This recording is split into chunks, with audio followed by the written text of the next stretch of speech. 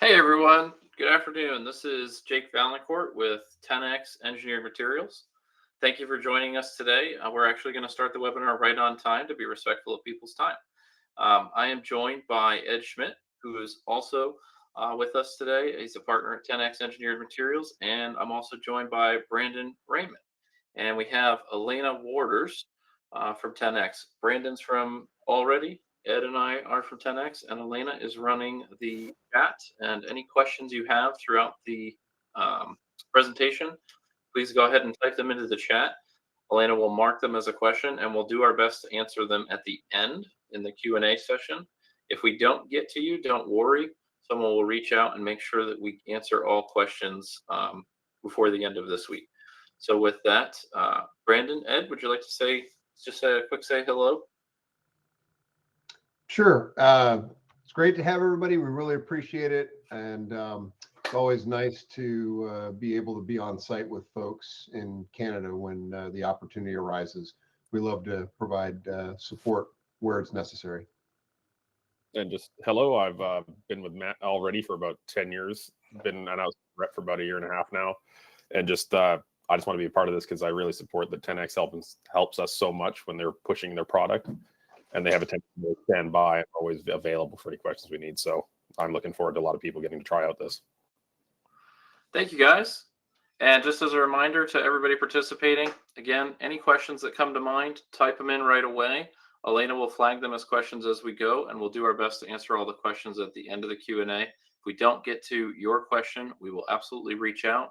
The system's pretty neat. It will record your email address and that it was marked as a question, and we'll get back to you before the end of the week with the answer.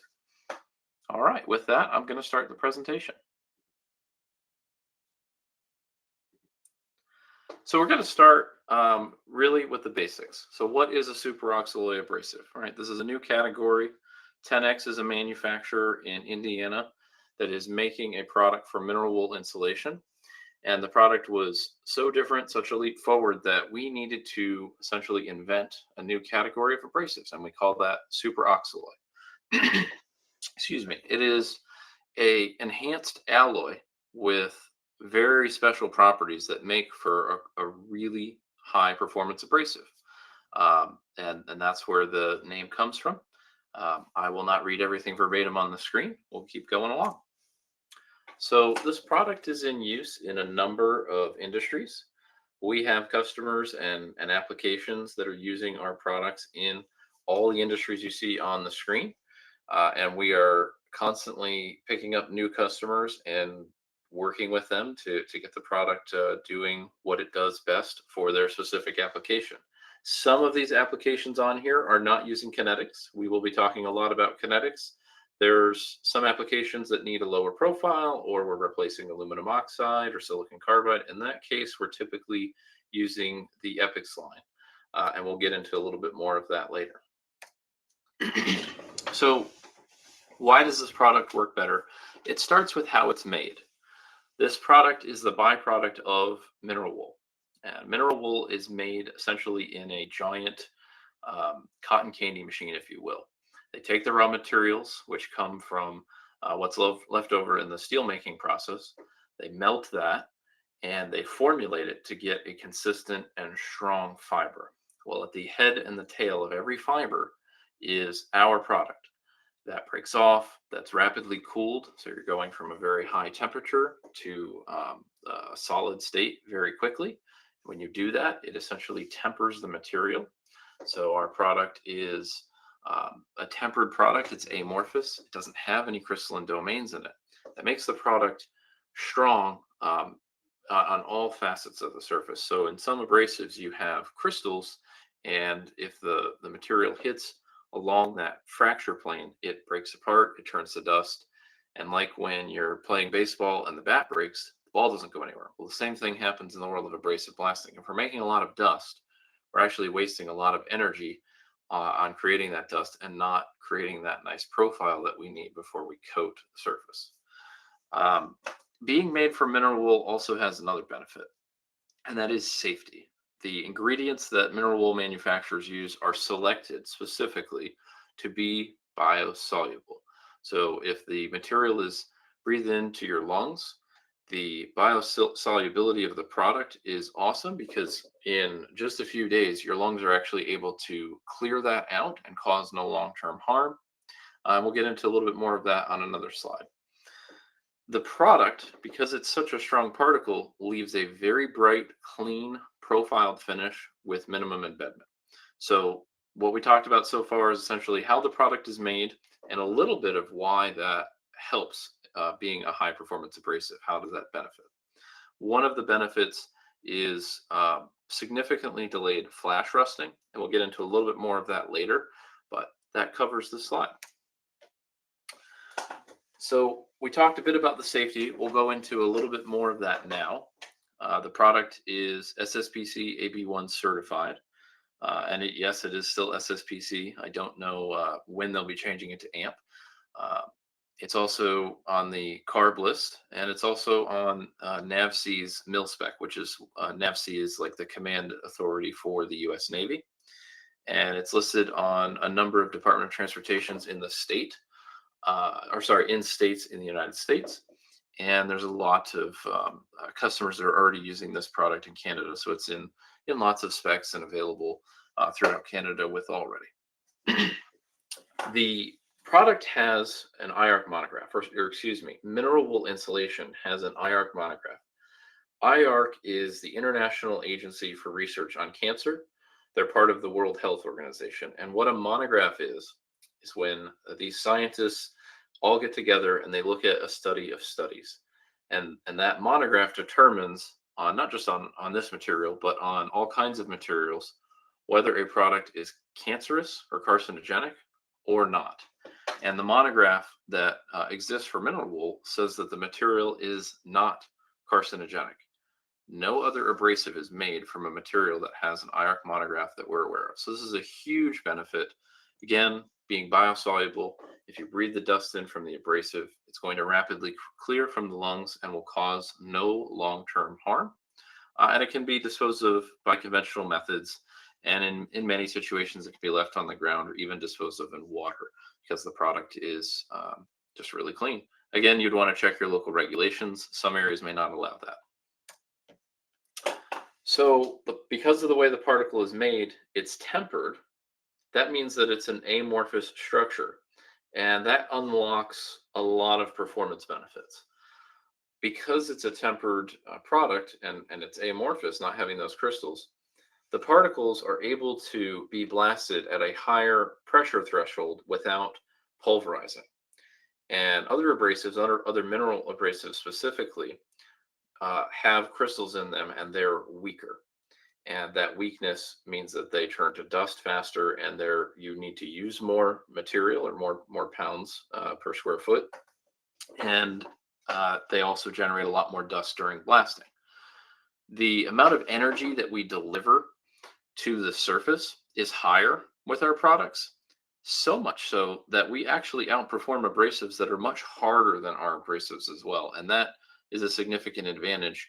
Think of efficiency as a direct correlation to your cost per square foot or square meter in blasting. The more efficient your abrasive is, the lower your cost is going to be. And of course, because you're using less, not only that, our particles are doing more work. So you're using less pounds per square foot, but they're also a lot faster in blasting. We do have a unique particle shape distribution. The material flows a lot better and it leaves virtually no embedment. We have a lot of customers who used to do multiple blasting steps on the same part, and we're able to get that done, a nice, clean white metal finish in a single pass. We have a demonstration here. Let me switch this up and actually play a video so you guys can see what this looks like. This is comparing nickel slag, which is a common abrasive, and 10X KinetiX.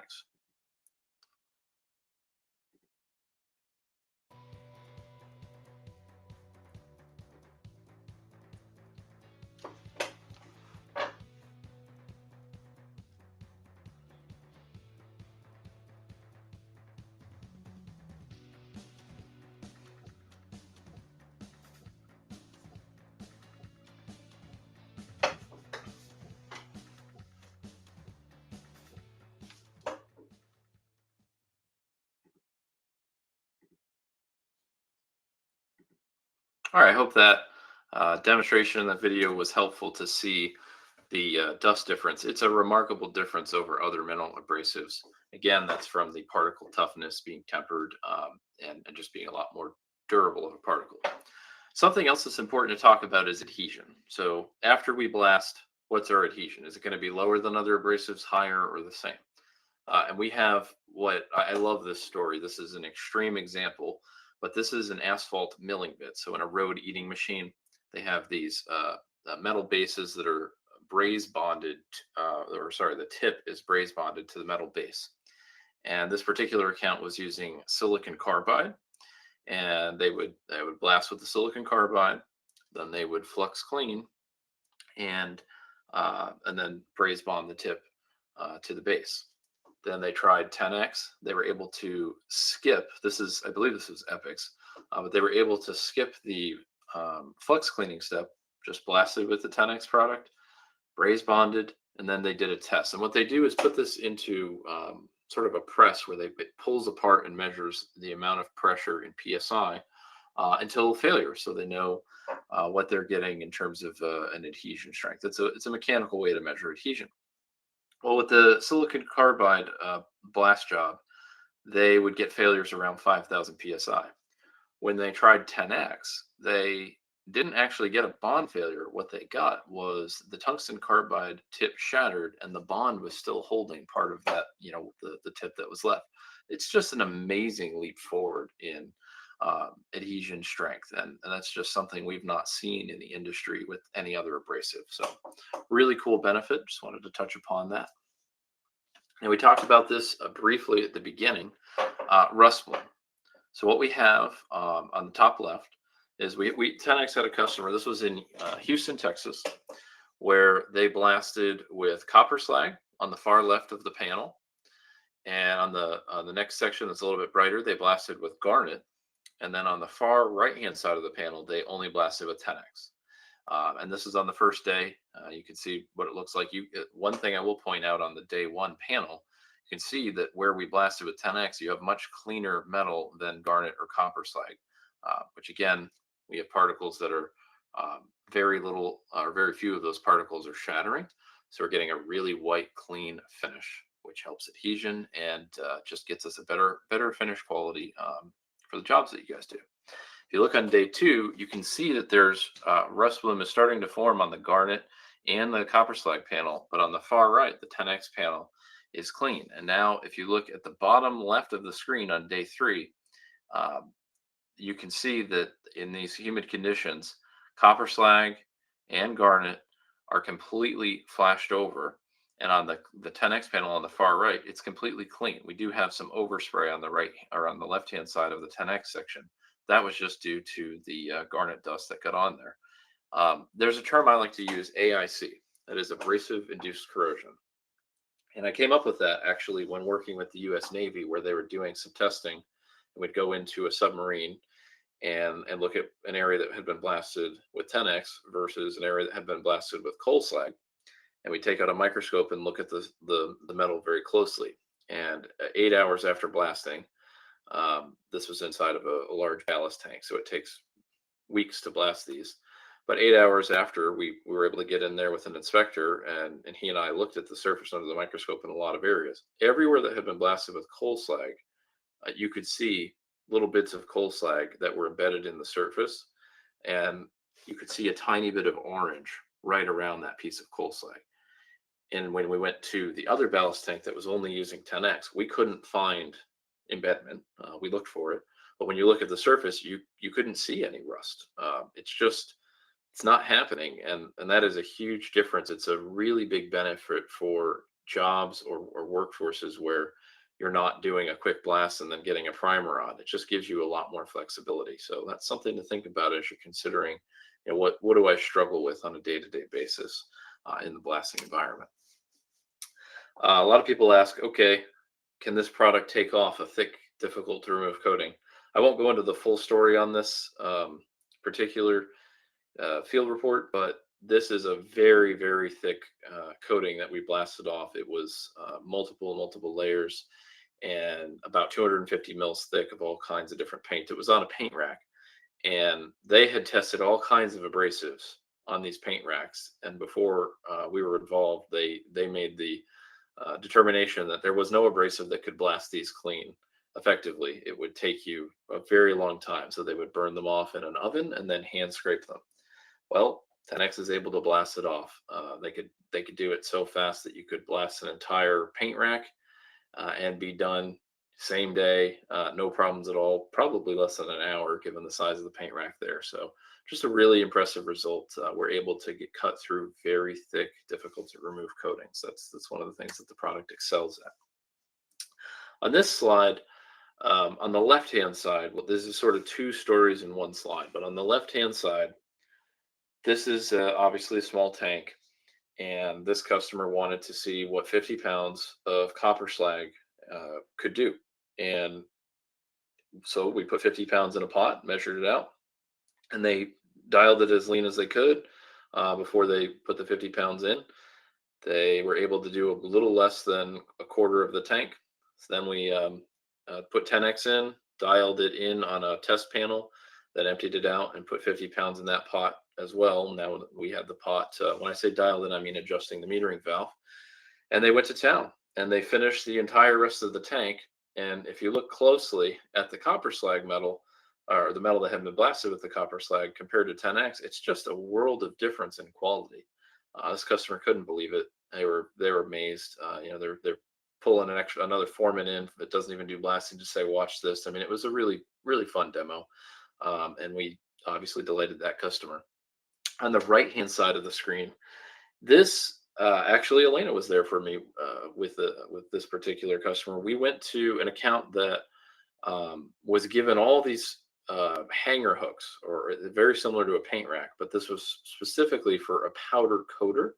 A very large powder coating operation had sent this to the customer that does abrasive blasting, and they were said, hey, we have all these hooks that we need to get cleaned, and we don't have enough time to put them in our burn off ovens anymore. We need to use those for powder coating.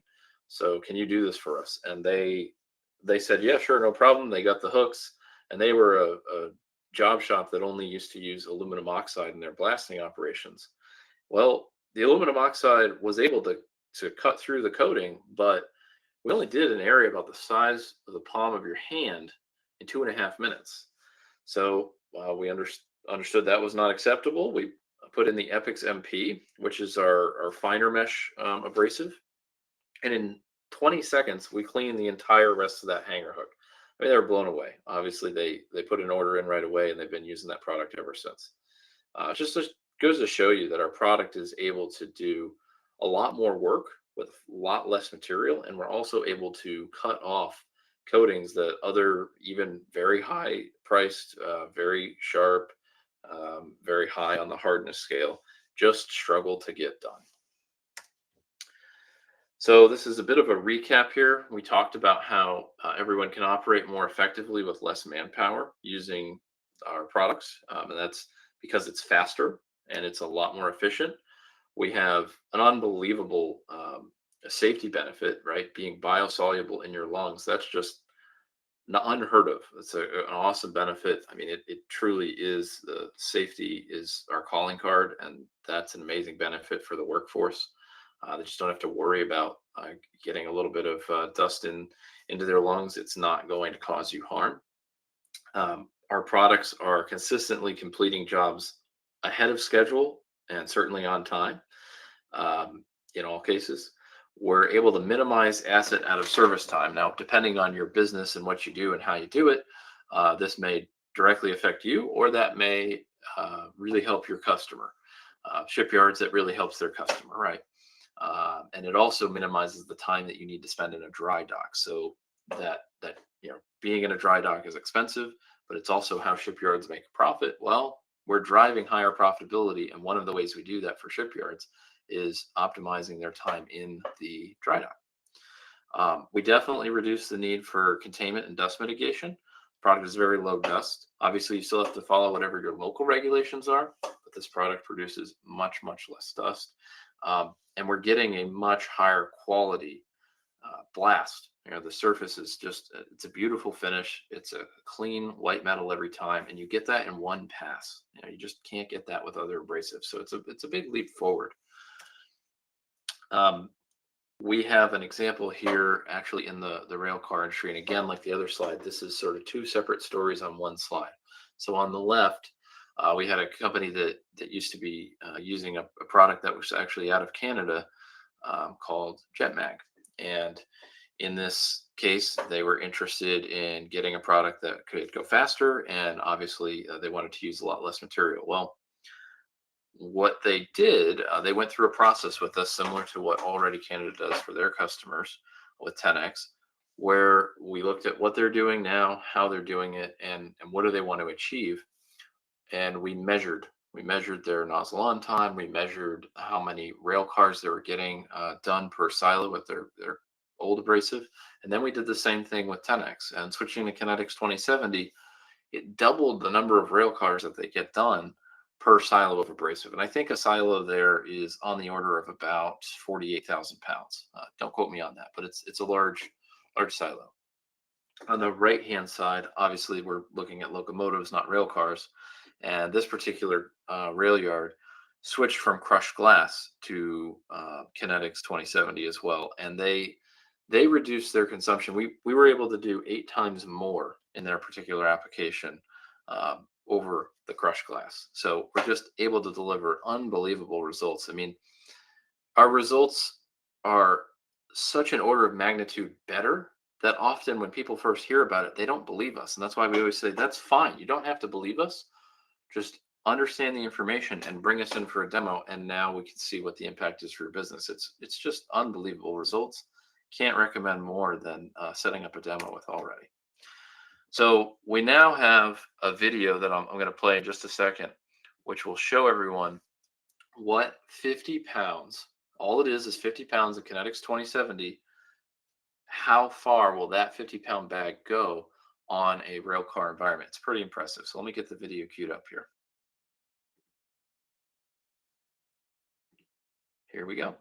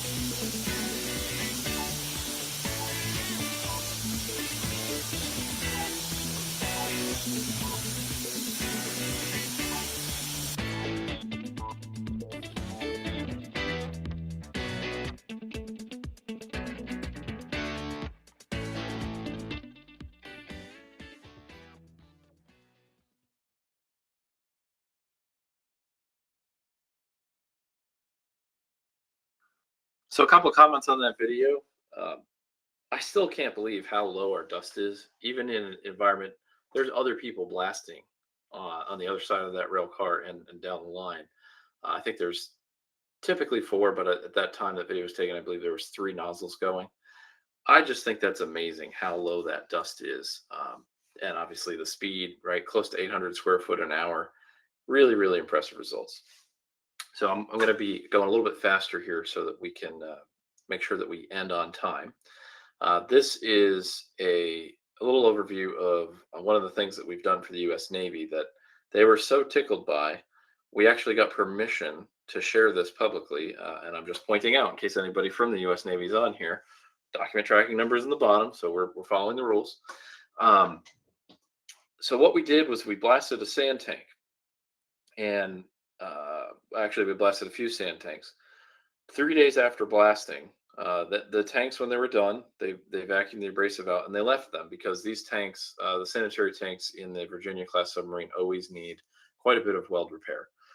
So weld repair does make a mess of the tanks. They call it a sacrificial blast. You're going to have to come back in and blast again, typically after weld repair operations. But they blasted this tank and they came back 3 days later and did the inspection to see, well, okay, new abrasive for us. What do we get? 3 days after blasting the tank in the summer in Kittery, Maine, the tank had been sweating and there was no rust to be found. There was no DH in that tank. They'd never seen that. Typically, they'd go in there and they'd already seen orange tank. That's what they were expecting. So I said, yeah, guys, well, why don't you look at it after about 2 weeks? That would really tell you what's going on. And so they did. And on the image on the bottom right, they came back in, they did a whole inspection. They have a procedure for that where they measure profiles and go through all that. And they graded it an SP10. So after 2 weeks, it only dropped from an SP5 white metal down to a near white metal SP10. And they couldn't believe it. Obviously, we achieved it. And again, that's why they gave us the photos. They just couldn't believe it. They were that impressed. On just a few areas, I know a lot of people probably aren't familiar. I consider myself very lucky having toured many nuclear submarines now, but the VLS is the vertical launch system. That's where they launch the missiles sort of towards the front and on top of the boat. We were 79% faster in that area. And between that and the sanitary tanks, we saved them 488 labor hours. And considering it costs over $1.5 million a day to keep a boat in dry dock for the Navy, that's what their costs are. You can imagine the amount of money that they're actually saving by using this product. So it's just huge, huge benefit here. All right, let's keep going. So this is a shipyard customer of ours on the West Coast. This is actually a shipyard. It's in Washington State. We do have an example. We have a number of examples for real customers throughout Canada that Brandon will profile that in just a minute. This particular one reduced their consumption. They switched from a Slag product to KinetiX 2070. They were able to reduce their consumption by 60%. And they've used it for a number of years now. And they increased their productivity, how much work they're getting done in the blast and paint operations, by 50%. Just really stellar results. They actually, I know it's not on here. We have a more detailed write-up. If someone wants to see it, just reach out to your Allredi rep. But we have a write-up. Actually, I'm going to point out right now, if you are in the webinar now and you look on the right-hand side and click on handouts, you can download our Cornerstone brochure and go to the second to last page on that brochure, and you'll see a much more detailed write-up, economic analysis, and the impact that we had for the shipyard. But they actually flipped their blasting operations from a strict cost center to a profit center a year later after switching to 10X.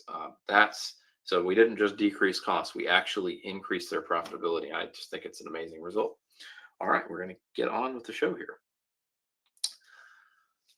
We do have a quick slide on, actually, Brandon, I think this is your customer. Yes. So Brandon, if you can come and join us and start taking over, just switch to the slides. You see the arrows, or let me know when you want to. It's your show. Hi there. So as mentioned, my name is Brandon. I work for Allredi out of Vancouver in British Columbia. And since taking over about 1.5 years ago, I've noticed one of the things that impacts BC a lot is obviously consumption. So we've been hitting a lot of different customers to try to help them lower their disposal costs, because that is killing a lot of people out here. I had a customer that had to go do some penstocks in a dam, and they're underground, and it's a very tough coating that has to come off. And when he was talking about trying this product, he first was going, oh, well, I usually go about through 10 pounds per square foot of my GX3. How much do you think I need of the 10X? And I was like, how about we be safe? We cut it about 7.5, and we'll see how you do, and you can return whatever you don't need. And when he came back to me, he actually ended up only using 3.9 pounds per square foot. He was getting so much more done without having to do it. And this dam is up in the middle of nowhere near Revelstoke. So shipping up there is a fortune. So saving the amount of material he's having to ship up and dispose of and cart back out of this mine that's a kilometer underground is saving a ton of money. The other couple ones that I've had massive success with is this bridge that had to be done. They were doing these I-beams down in downtown Vancouver, and it's right over top of a major tourist destination. And the problem that happened was the customer came in to me and he's like, I am going through almost 15 pounds per square foot, and it's taking me an hour to do each one of these I-beams. Is there anything we can do? I went down, I was able to help him make sure he's blasting at the correct pressures, talk to his guys, and we got him to try the 10X. And in that same hour, he was able to get 4 done. And then he proceeded to finish the job because this zinc urethane epoxy that was on there was just so tough to get off that the garnet was just basically bouncing off, and they were having to sit there in one spot over and over and over again. And it was just taking them forever, causing the job to try to overrun and just killing their profits. The major one that I've had out here is this is a customer called Aero Marine. And Aero Marine does mostly tugboats, other types of larger vessels. And they were using green diamond, and they were using a lot of green diamond. And he was looking for ways to become a greener shipyard and to be able to cut how much he was using while also getting more done. We went there, we got him set up. We made sure that his blast system was all perfectly optimized for anything. We trialed his green diamond, and then we got him to switch to 10X. And he's dropped from using 40 tons a month down to 7.5. He's getting his boats also done. Instead of being 2 weeks, his turnaround is now 5 days. They've doubled how many ships they're getting done to the point that they're actually opening up a second blast shed and expanding their operation because they're able to get so much more done and get paint on quickly. I remember when I was trialing this customer, one of the comments I got from some of the other employees was that when my blaster was up on the deck blasting the top of the ship, the people on the ground were actually able to see him, and they'd never been able to see him before. Normally when he was blasting, he would just be in a cloud and you would never see him. And also they were having to go from buying a silo of green diamond that if they got slow, it would, gum up in their silo, to only having to get 6 to 10 skids at a time, go through that for their jobs. And now their trucking costs are massively lower. 10X actually has a YouTube video from this gentleman on their YouTube page where he did a testimonial for them because he was so impressed with the material that he just wanted to try to spread the word. And I'm sure they can link that later. So when you try to talk to us, one of the main things about 10X, you shouldn't have to change anything about your blast equipment. We're not trying to tell you that you have to buy a new blast pot. We're not trying to tell you that you have to get anything special. All that we're doing is going to meter down what's already on your equipment. If you have a normal piston-driven metering valve, that's all you need. The main thing you just need is a nice high pressure and try to make sure you lean out your media. So when we come as Allredi to try to help you demo this product, most of us will have a demo kit with us. And what we'll do is before we even put the 10X in, we'll help you optimize your blasting operation. That means checking your nozzle pressure, checking to make sure you're not dropping pressure anywhere, and just generally making sure that you're blasting as efficiently as possible. Once you've done that, we'll get you to try your current media, and then we'll try the 10X. You don't actually need to do anything different. As long as we meter you down, the main thing you'll probably notice is versus slags, I've noticed a 600-pound pot goes from lasting 45 minutes to about 2 hours. So overall, that means that you're only having to fill your pot up, usually on coffee breaks now, instead of having to fill up every 45 minutes.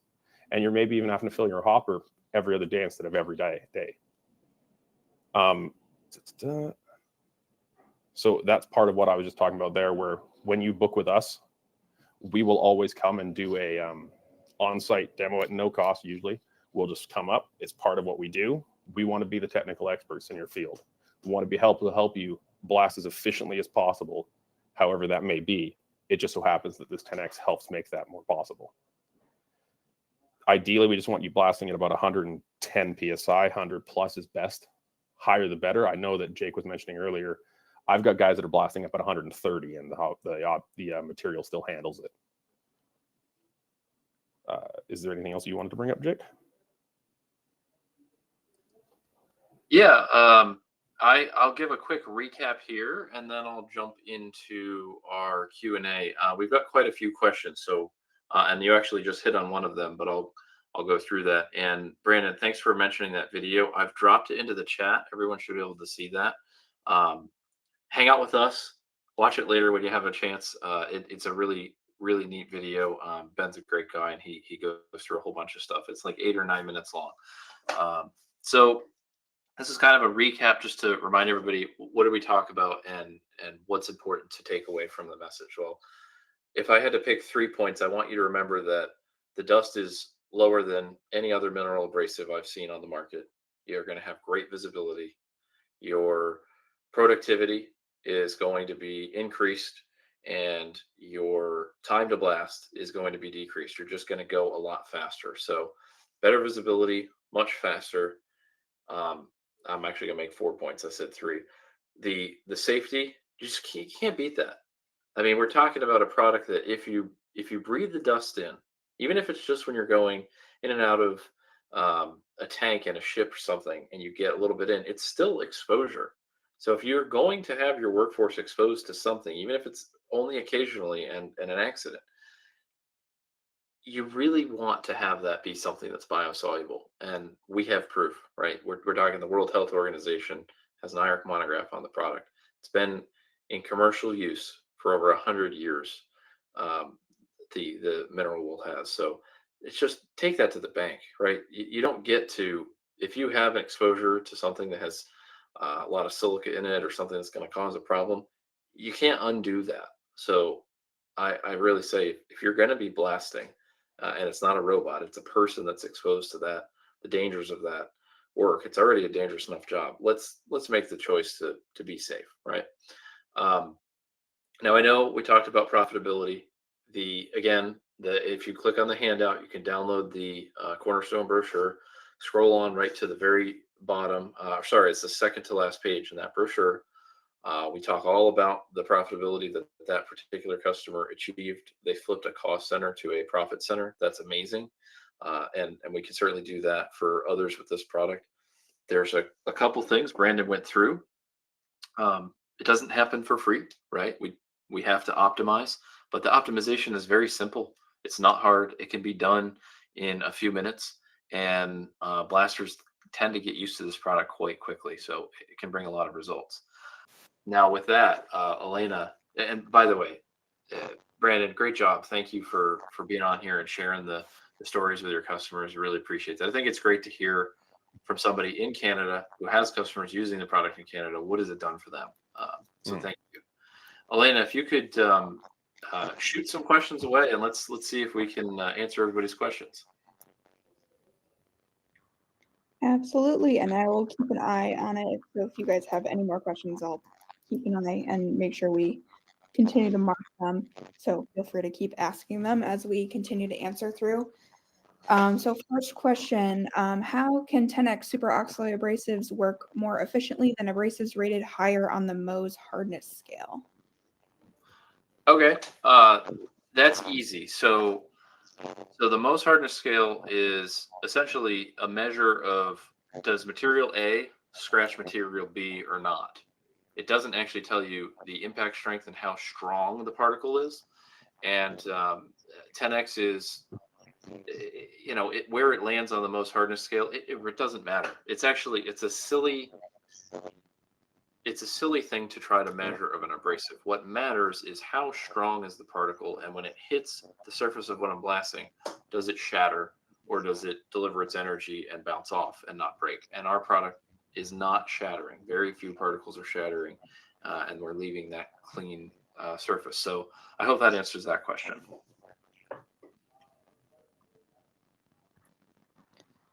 All right, next question. Has 10x fish kill study? Yes. 10x did a fish kill study. I forget exactly when it was. And I believe it was for a customer out west. And we're zero. We don't kill any fish. So great result. I will say that the lab that did the test was surprised because they told us that the most abrasive they've tested at least kills some of the fish. And then we told them, well, look, it's a product that's made from mineral wool, and mineral wool's got an IARC monograph. So we explained it to them, and then they were, oh, okay, so this makes sense. So Yeah, no, zero fish killed on the fish kill study for 10X. Next question, please. All right, I'm just going to start reading these in order as we received them. I think that's the best way to do it. Since I think we're still getting them, I don't want to miss any more. I see. Okay. So this one was about the KinetiX video while we were watching the KinetiX versus nickel slag. That was a question in regards to being used outside. They said they were told it was more cost effective to reclaim it. They wanted to know if that was accurate. I could answer that from real world if you want. So yeah, go for it, Brandon. So for instance, Aero Marine and a few of my customers are just using it as a one shot, and it does come out more cost effective. If you can reclaim it, it should come out even better because you can get multiple passes out of the KinetiX that you will actually get more cost savings. But even as a one shot material, it should come out to be more effective. That's what was happening over at Aero, for instance. They do not pick it back up. It is used once and done. And they're still saving so much money just based on how much less they're having to use. But we do have customers that do recycle it and are able to get even more usage out of it.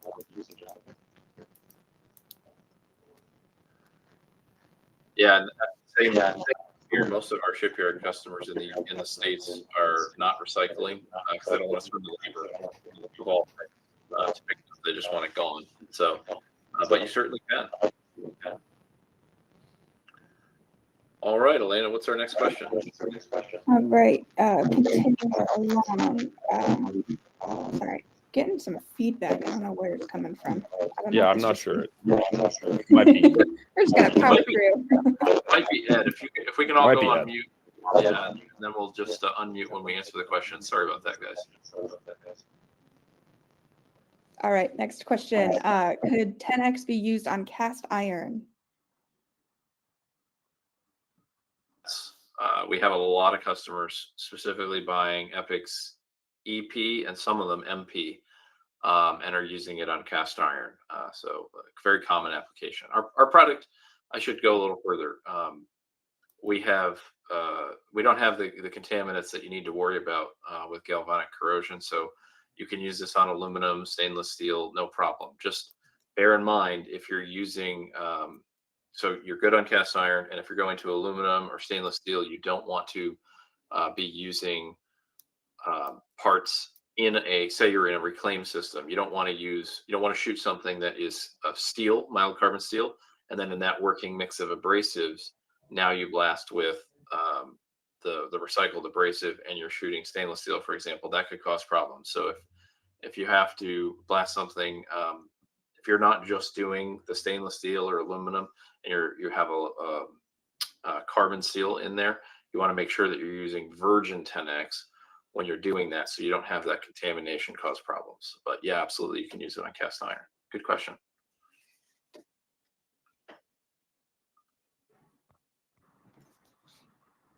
All right. All right, the next question we've got, how does your product perform in a blast cabinet?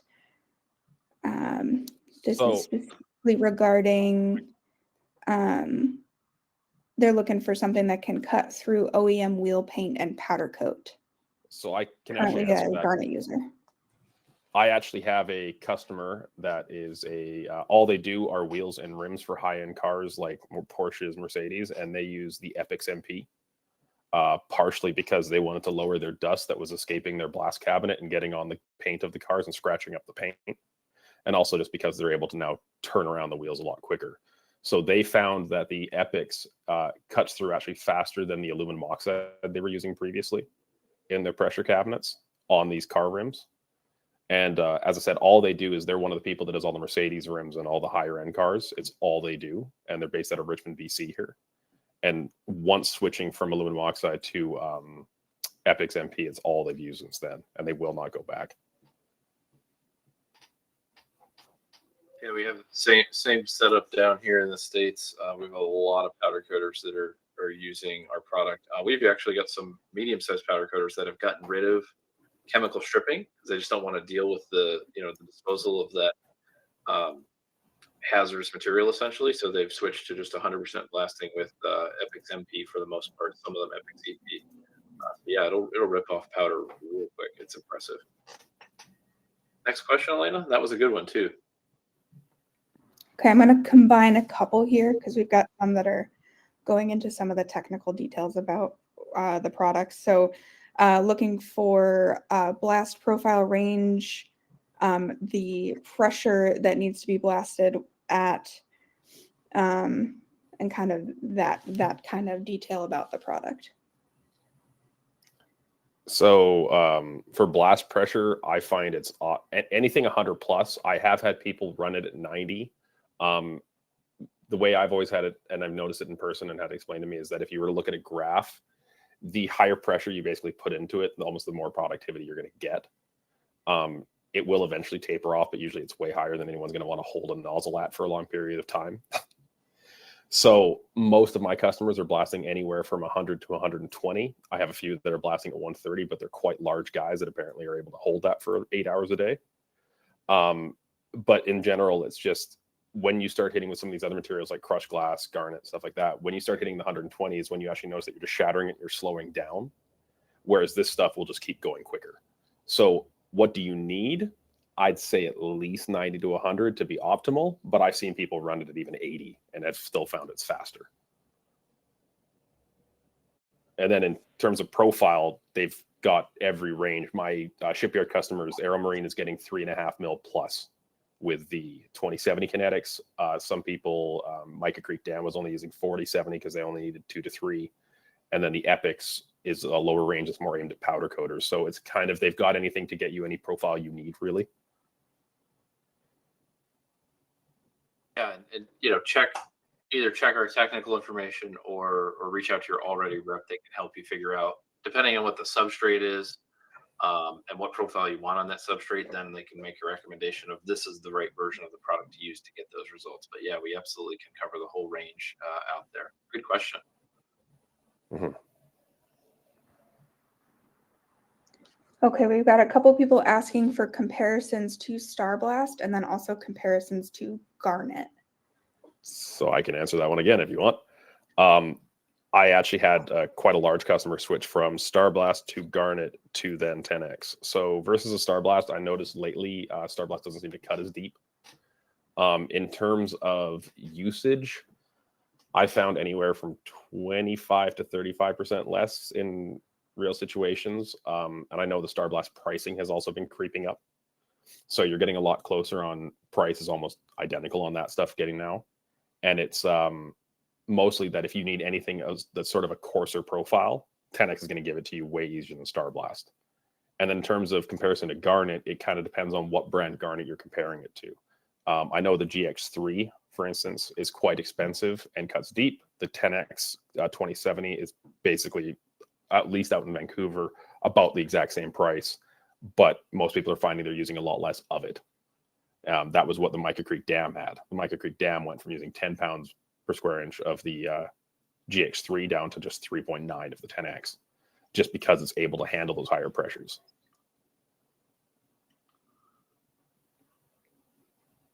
Yeah, and I saw the question too on how does 10X compare price-wise to Garnet versus 10X, and I know it depends on the brand of Garnet, but I think that's a good question. I just want to point out to everybody, price per pound is not actually all that important. I mean, it's a factor for sure, don't get me wrong, but it's actually what is your cost per square foot? And when you look at any of these abrasives and compare it to any of our products, as long as you're picking the right product for your application, that's the whole point of this product. Your cost per square foot with our product is going to be lower, and it's almost always a order of magnitude lower because we're using a lot less and we're going faster. So all those cost lines above need to be divided by speed. So when you bring that speed to the table, it's just really driving that total cost per square foot way down. Great question.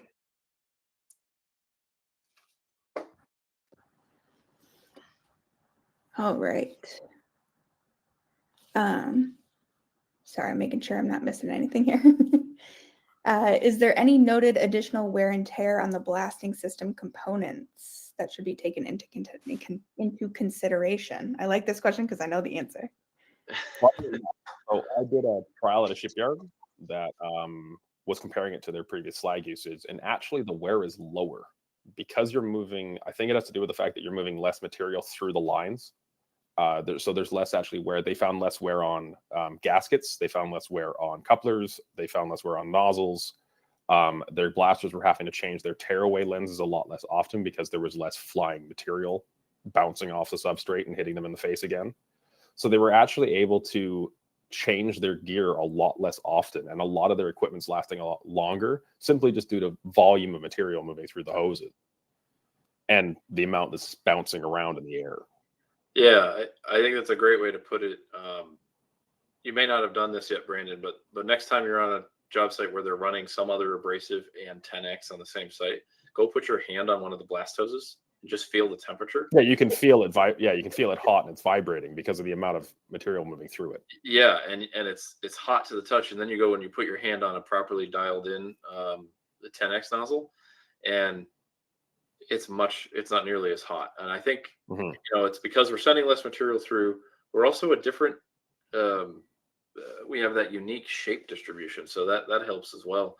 So there's less friction going on in there, so it's not going to wear your consumables out as fast. So it's neat because you don't have to use it for 2 years to figure it out. Just by feeling that temperature difference, that's a way to know that, hey, there's less friction going on in one line versus the other abrasives. Kind of cool. That's a great question. And we'll try to cover that in a future webinar too. We should throw that in our presentation. The slide that showed the example of the milling bits, that customer also commented that was in a automated blast cabinet, and their nozzles were, with the silicon carbide, were needing to be replaced on the order of weekly. And with the switch, they noticed that it was a significant change. They had gone, by the time we got the feedback, they'd gone over a month and said that they hadn't had to replace the individual guns in the unit that were doing the work. I mean, you'll get less wear automatically because if you've got a pressure release pot and you're not having to drop off that pressure as often to fill the pot and all that, it's less wear on all the valves because they're not having to move as much. And if the pot's just having to run less often, you're automatically going to also get less wear. Absolutely. Great question. I realized I passed one. How does it work on mill scale? How does it work on what? Mill scale? Oh, mill scale. Yeah, great. Yeah, it's mill scale's fairly easy to blast off compared to some of the coatings that we have encountered in the marine industry, right? 100% solids, but yeah, mill scale's no problem.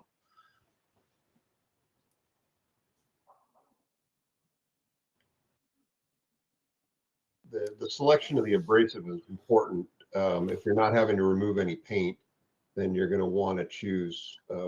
We recommend the 4070 for mill scale. You're going to get more particles per pound and better coverage. So you're able to go faster on that mill scale and end up with between a 2 and 3 mil profile. So we've had a lot of success in mill scale work. And Brandon, you've got specific examples if you want to share them, but yeah, it works well on mill scale.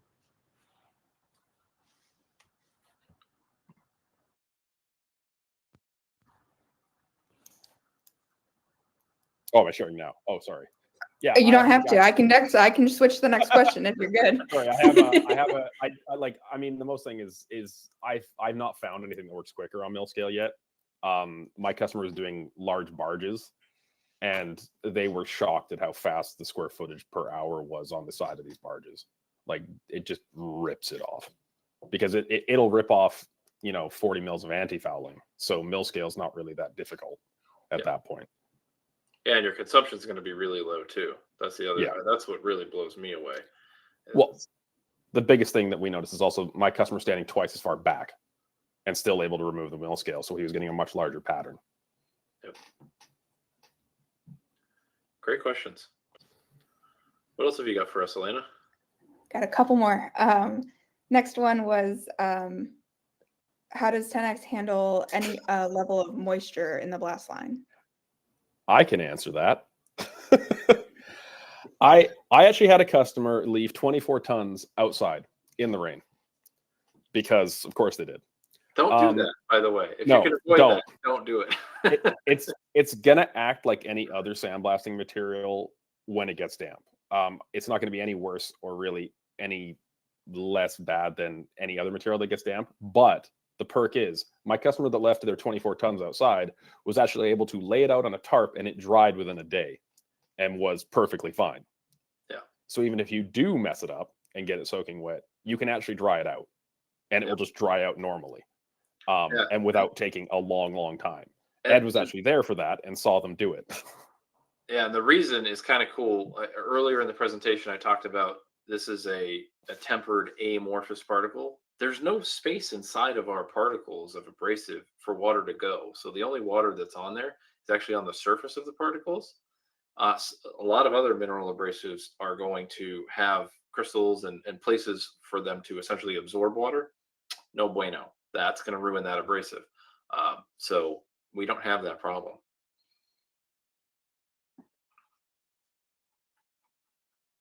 Great questions. They're very particular. What else have you got for us, Elena? The next question is this an inert product? It is. It is inert. Yep.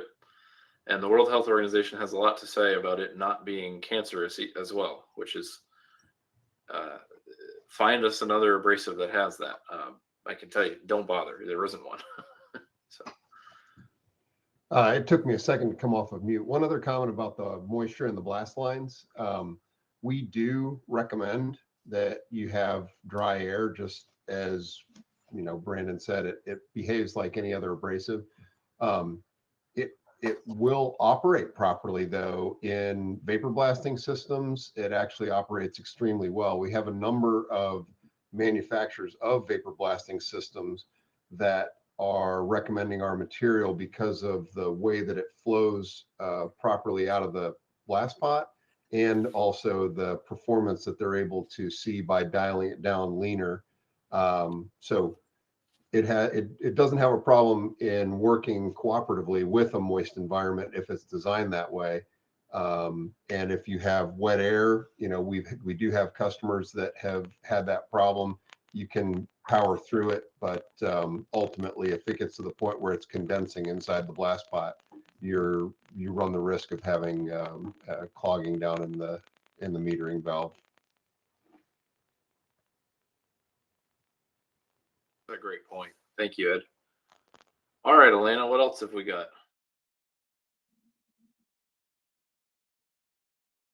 Next on the list is, what are your thoughts on using this as an alternative to recycled steel grit? As a tongue twister for me.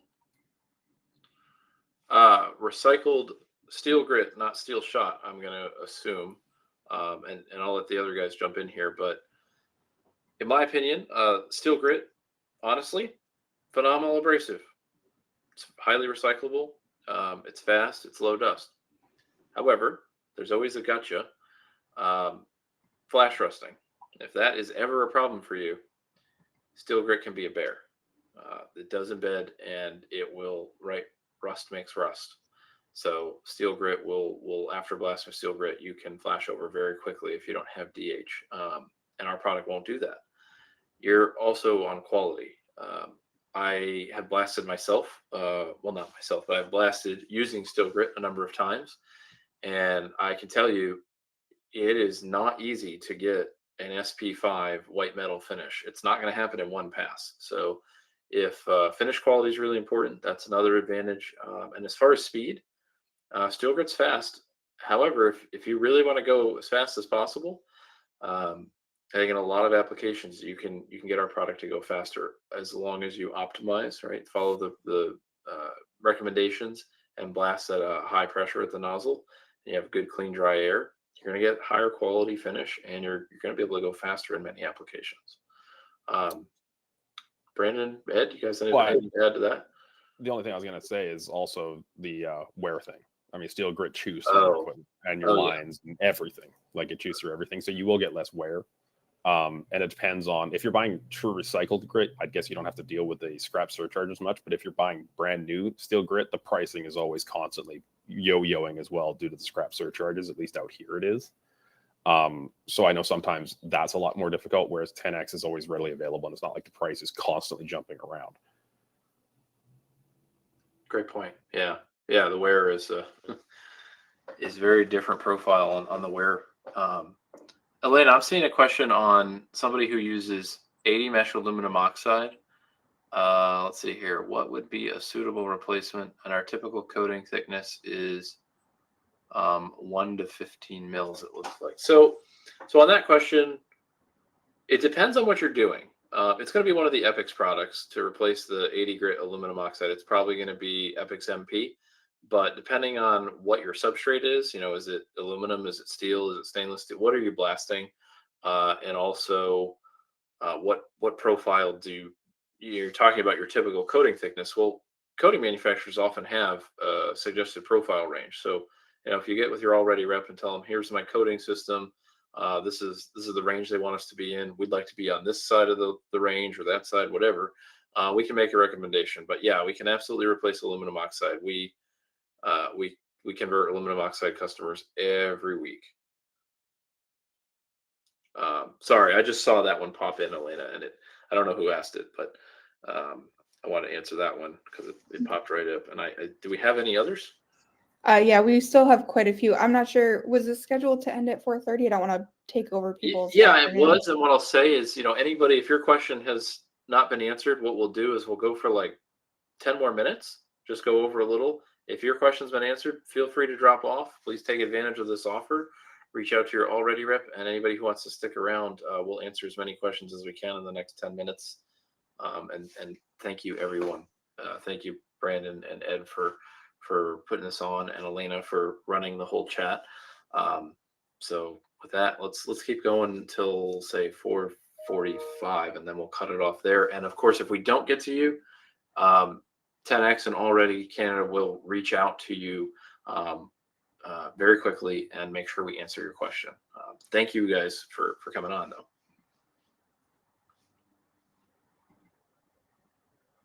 All right. That being said, the next question, I'm actually going to combine two because they're nozzle related.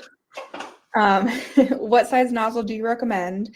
And how does 10X act while being run through a high velocity nozzle versus a double venturi, etc.? So different kinds of nozzles. So I can kind of answer that. So at least in terms of XL nozzles, the high velocity ones, I noticed that one of my shipyards that we were doing the trial at, the main thing they noticed is they were actually able to stand about double the distance with the 10X with an XL than they were with Slag. They were standing about 3.5, 4 feet back and actually still blasting quicker. In terms of nozzle size, obviously bigger is going to be better if you can get more coverage, but we don't want to oversize your compressor. So it's going to be to match your compressor. And that's part of us as the Allredi representatives coming out there. That's part of what we'll run through with you is we'll make sure that you're running the optimal nozzle and the optimal pressures for your setup. It's not something where we're like, oh, to buy 10X, you have to go buy a $50,000 compressor. We can make it work basically with whatever you have. And then in terms of double venturi, I know people have run it inside tanks for where it's tighter. It's going to work. It's not going to be as effective as XL, obviously, because you don't get the extra velocity, but it's still going to probably work better than any other material run in the same type of nozzle.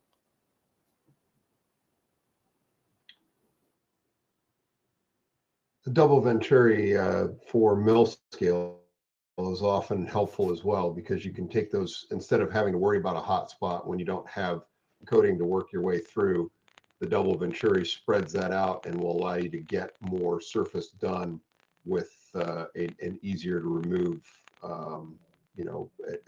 being easier to remove and just needing to get more particles per inch on the substrate.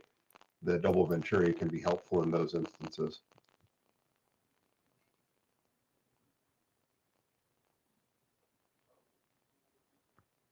Hopefully that answered. Next one. Great question. All right.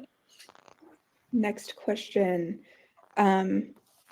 Has there been any concern with increased worker or operator fatigue at the higher nozzle PSI combined with the faster dwell time to the substrate surface? I know I asked one of my customers about this. I don't know if you want to mute, Ed. You're crackling again. Sorry. I had one of my customers work this who had to do inside tanks.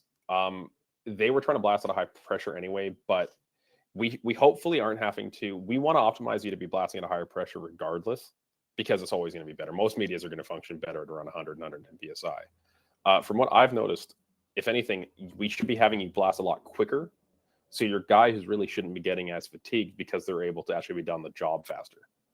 So I was having guys do freshwater tanks that normally would take them, say, the whole week, that they're only getting done in 3 or 4 days now. So it's one whole less day spent crawling around inside of a tank. So in general, I found that we're not really going too much higher than what the guys are used to. And if that's something we need to, there's always options from us at Allredi to help fatigue, like the BAV system or anything like that. But it's mostly just we want to get you up anyway, because that helps them be more efficient. I'm not entirely sure what he meant by dwell time, so I don't know if Ed or Jake want to kick in on that. I'm going to make an assumption here on dwell time, meaning I have a really thick coating. How you have to stand in one spot. And this is something that I noticed specifically in rail, where in that video that we played, there's a section where there's a thick sticker, almost like mastic, and it's on there. They're not going to scrape it off. They blast it off. Well, they would have to dwell on that. It would take them like 10 minutes to get one with their old abrasive. With us, it's a few seconds. Yeah, you go a little slower, but it's quick. And in the marine industry, I've had people tell me, what I love about your product, the biggest thing they love about it is when I'm in a rat hole, they call it, right? A very awkward, uncomfortable position. They're in and out of there quickly, because instead of having to hold the nozzle at an awkward angle for a while, you blast quickly in that area, and now you're out of that area and into a more comfortable area quickly. So ergonomically, yeah, I understand in a ballast tank or something, you're going to have difficult to reach areas, but you're not going to be stuck there forever because the abrasive is so much faster. Hopefully that helps.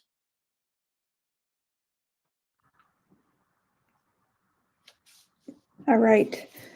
I believe we have reached our last question, and we are at 1 minute from our 10 over minutes. So is the media itself magnetic? So the media itself is non-magnetic. We're in our manufacturing process, we actually have a number of high strength magnets in order to remove any item that may get into the mixture that has a magnetic property to it. So it's specifically produced to ensure that there's not a magnetic, that there's not magnetic particles in there.